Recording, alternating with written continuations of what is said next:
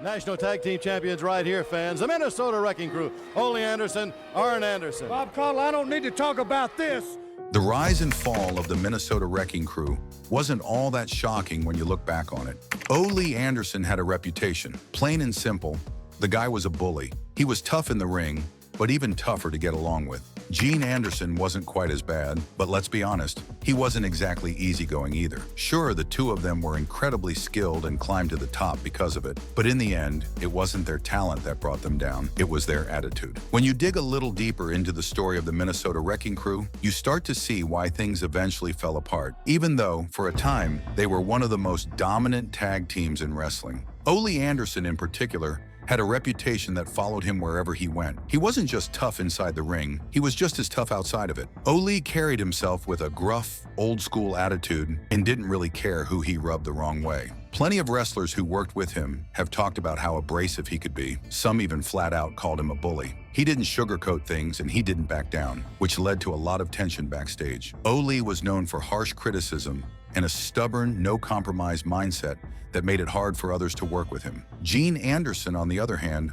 was a little different. He shared Ole's tough-as-nails image and was fully committed to playing the heel, the bad guy, but he didn't stir up as much trouble behind the scenes. He was still serious, still intense, but not quite as polarizing as Ole. Even so, the two of them together could be a handful. Over time, their difficult personalities started to catch up with them. No matter how good you are in the ring, if people can't work with you, things eventually start to break down. And that's the real story behind their fall. It wasn't that they weren't good enough. They were great. In fact, they were one of the best tag teams of their time. The Minnesota Wrecking Crew had some incredible moments together. They were rugged, methodical, and completely in sync. Their style wasn't flashy, but it was effective. They dominated the Mid-Atlantic territory for years and held one of the most prestigious championships there, the NWA World Tag Team titles, an impressive 7 times. That kind of success doesn't come easy, and it shows just how respected they were in the ring. Each of those title reigns meant something. They weren't just placeholders. Their matches drew big crowds and real excitement. They were constantly going toe-to-toe with the top babyface teams, creating some of the most intense and memorable feuds of that era. Fans may have booed them, but they always showed up because the Wrecking Crew brought drama, grit, and realism to every match. And their success wasn't just limited to the Mid-Atlantic region. They also managed to capture a version of the NWA World Tag Team titles, which extended their legacy beyond just one territory. That win helped cement their reputation as one of the top tag teams across the entire NWA.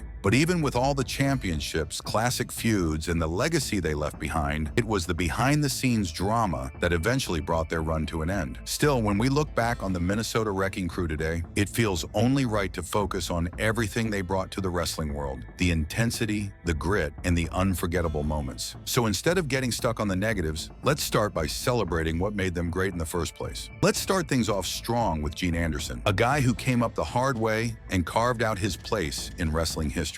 Trained by the legendary Verne Gagne, Gene made his debut back in 1958. Like many wrestlers of that era, he hit the road early, gaining experience and toughening up in Calgary, Alberta, Canada, where he wrestled for the famous Stampede Wrestling promotion. It was a proving ground, and Gene used it to sharpen his skills. By 1961, Gene had landed in the American Wrestling Association, based in Minneapolis. This was the same AWA that helped launch countless big names, and it gave Gene a solid platform. A few years later, in 1965, he teamed up with a fellow wrestler billed as his brother, Lars Anderson. Together, they formed what would become a legendary duo, the Minnesota Wrecking Crew. The name alone said it all. They were rough, relentless, and didn't play around. Gene first popped up in Georgia Championship Wrestling as early as 1963, but it wasn't until later that things really picked up. In 1967, he and Lars won the NWA Southern Tag Team Championship not once, but twice. They also snagged the NWA World Tag Team titles that same year before vacating them later on. It was during this time that Gene's tough style really began to stand out. By the mid-1970s, Gene returned to Georgia, this time teaming with Ole Anderson, another brother in storyline terms. The two clicked right away. Together, they grabbed the NWA Macon Tag Team Championship and the NWA Southeastern Tag Team Championship in 1974.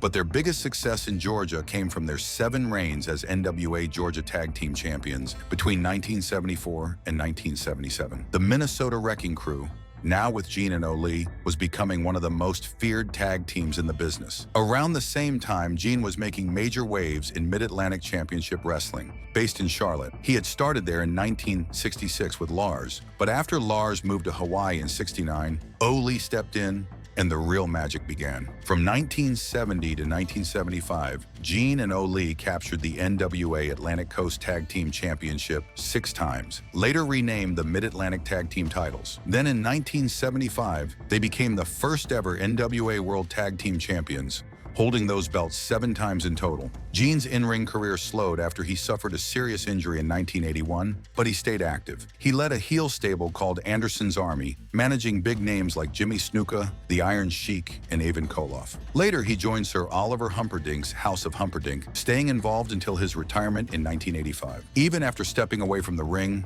Gene stayed close to wrestling. He ran a training school with Nelson Royal, helping develop talents like future UFC and WWF star Ken Shamrock. Outside the ring, Gene transitioned into a new chapter of life, working as a deputy sheriff in North Carolina. Now moving on to Ole Anderson, he had a lengthy and impactful career in professional wrestling. Starting in 1967 with the AWA, he initially wrestled under his real name, Rock Rogowski, before adopting the name Ole Anderson, transitioning to Jim Crockett Promotions in 1968. There he became part of the Minnesota Wrecking Crew, alongside his brother Gene Anderson, and later Lars Anderson. The Andersons gained significant notoriety for their violent tag team matches and feuds. Throughout the late 60s and early 70s, Anderson was involved in many title runs and feuds, including winning several tag team championships in various territories like NWA Mid-Atlantic and Georgia Championship Wrestling. His feuds with top wrestlers like Art Thomas, George Becker, and Johnny Weaver helped solidify his place in wrestling history. After a brief return to the AWA in 1970, Anderson continued his success in championship wrestling from Florida and later Georgia Championship Wrestling. By the mid-70s, Ole had become a prominent figure in booking and promoting as well, notably taking the reins as a booker for GCW, where he played a key role in shaping storylines and matches. He also earned a reputation as a wrestler who could stir up controversy, such as when he was attacked by a fan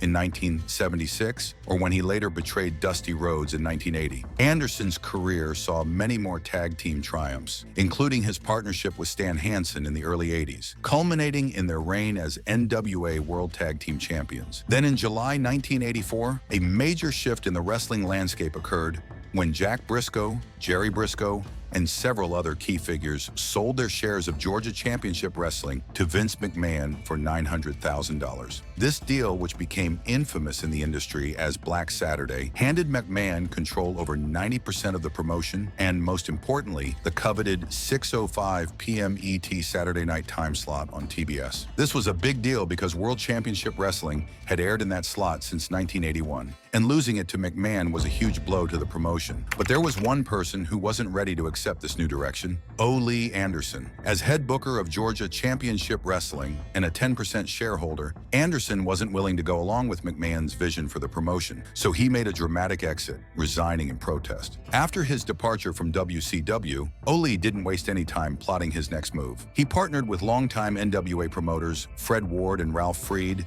to form a new company, Championship Wrestling from Georgia. This was Anderson's chance to take control of his own fate. With TBS already in the picture, Anderson was granted a new Saturday morning time slot at 7:30 a.m. ET. This may have seemed like a strange move at first. No one expected a Saturday morning show to compete with McMahon's revamped WCW, but it actually turned out to be a successful one, even outperforming McMahon's version of WCW in the ratings. The promotion officially kicked off in August 1984, and things were looking promising for Anderson. Throughout its short lifespan, Championship Wrestling from Georgia became a place where Anderson not only promoted and booked matches, but also wrestled himself. His first match for the promotion in August 1984 saw him team up with Brad Armstrong to defeat Bob Roop and the Spoiler in a solid match at the Macon Coliseum. Anderson's feud with Roop would become one of the central storylines of his time in the promotion, with the two battling in a series of brutal street fights, cage matches, and taped fist matches. As Championship Wrestling from Georgia continued its run, Anderson kept busy in the ring. At the Night of Champions event in October 1984, he and Dusty Rhodes faced off against the AWA World Tag Team Champions, the Road Warriors. The match ended in a double disqualification, which, while frustrating for Anderson, kept the feud with the Road Warriors going strong. By November 1984, Anderson had teamed up with Thunderbolt Patterson, and the duo was on a hot streak, capturing the NWA National Tag Team Championship in January 1985. However, things took a turn in March 1985 when Anderson turned on Patterson, reuniting with his old partner, Gene Anderson, to reform the Minnesota Wrecking Crew. The pair continued to wreak havoc in championship wrestling from Georgia until the company's eventual end in April 1985, when it was sold to Jim Crockett Promotions. When Championship Wrestling from Georgia folded, Anderson didn't slow down. Just as he had done before, he adapted and found a new role. The Minnesota Wrecking Crew reformed once again, but this time the duo had a new partner in Arn Anderson, a wrestler who had a striking resemblance to Ole and was often billed as his brother or nephew. Together, the three Andersons made waves in Jim Crockett Promotions, eventually capturing the NWA National Tag Team Championship in the spring of 1985.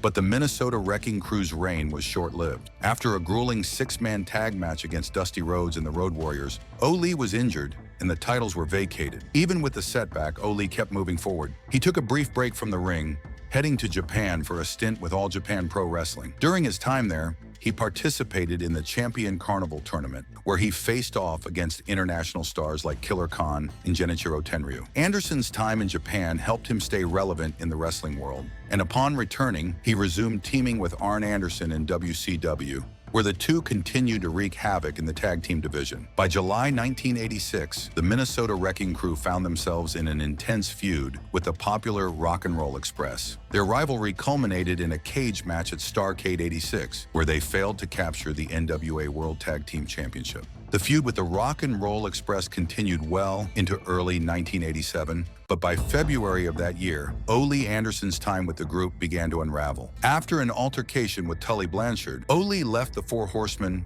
and the group's dynamic changed. Anderson spent the next few months feuding with his former stablemates, Arn Anderson and Blanchard, and even teamed with Tim Horner for a short while. However, by mid-1987, Ole went into semi-retirement, staying away from the ring for a while. He made his return in January 1988 when he teamed up with Lex Luger, who had just left the Four Horsemen himself. Together, they took on Arn Anderson and Blanchard, challenging them for the NWA World Tag Team Championship. But once again, Anderson's tag team efforts didn't last long. After a few months, he went back into retirement. But as we know with Ole Anderson, retirement was never permanent. In November 1989, he came back to the ring, reuniting with Arn Anderson to reform the Minnesota Wrecking Crew. The duo was part of a larger Four Horsemen reunion, this time as a face stable alongside Ric Flair and Sting. The Minnesota Wrecking Crew quickly became a dominant force in WCW's tag team division, battling teams like the State Patrol, the Fabulous Freebirds, and the New Zealand Militia. By the next year, the group turned heel again,